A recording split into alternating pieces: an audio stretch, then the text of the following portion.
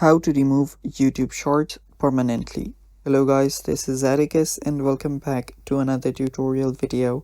In today's video, I'll teach you guys how you can remove YouTube Shorts permanently. So without any further ado, let's dive right into it. First step is head over to your YouTube. After you're on YouTube, if you scroll down from the home page, you should see the Shorts section. Now what you'll do here is you'll not actually directly go to this option, but first you'll have to head over to each shorts, and on the top right corner of each shorts you should find the three dots. Tap on it and tap on not interested. Do the same for the next one and for the next one as well. Do the same for each and every one of these. After you do that, you should see something like this where your videos are removed for every shorts. Now head over to the shorts option on the top right corner and then tap on show fewer shorts.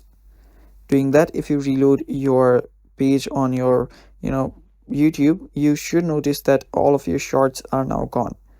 And the only way that you will get the shorts is by tapping on the shorts section on this bottom bar.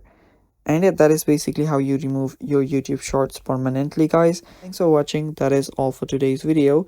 Do not forget to hit the like button, and also if you're new, do not forget to subscribe.